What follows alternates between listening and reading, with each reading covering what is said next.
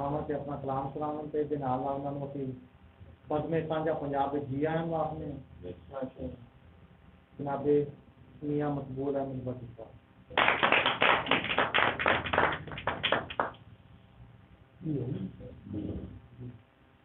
शुक्रिया जी सब भरावां दा सानू इस बज़म में साझा करन दा।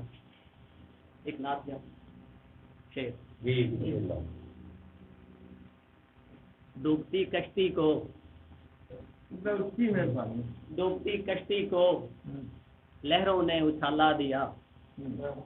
डूबती कश्ती को लहरों ने उछाला दिया जब मैंने तेरे नाम का हवाला दिया।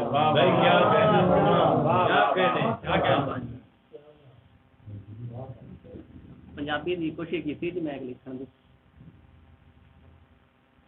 साडा हाल मंडावे केड़ा, साडा हाल मंडावे केड़ा ते अपना हाल मंजावे केड़ा। साडा हाल मंडावे केड़ा ते अपना हाल वजावे केड़ा। असी तो होया लीरो लीर, असी तो होया लीरो लीर पाटे कपड़े पावे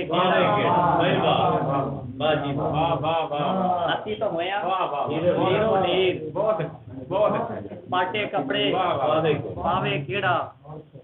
किसे दे आण दी जदों उम्मीद नहीं, किसे दे आण दी जदों उम्मीद नहीं उन्हां राहां ते हुण जावे केड़ा। ਉਹ ਇੱਕੋ ਸੀ ਜਿਹੜਾ ਛੱਡ ਗਿਆ ਹੈ, ਉਹ ਇੱਕੋ ਹੀ ਸੀ ਜਿਹੜਾ ਛੱਡ ਗਿਆ ਹੈ। ਹੋਰ ਕੋਈ ਸਾਨੂੰ ਗੱਲ ਨਾਲ ਲਾਵੇ ਕਿਹੜਾ। ਗਿਆ ਵਕਤ ਫਿਰ ਕਦੀ ਨਹੀਂ ਆਉਂਦਾ, ਗਿਆ ਵਕਤ ਫਿਰ ਕਦੀ ਨਹੀਂ ਆਉਂਦਾ। ਮਕਬੂਲ ਨੂੰ ਇਹ ਗੱਲ ਸਮਝਾਵੇ ਇੱਕ ਹੋਰ ਦੀ ਪੰਜਾਬੀ।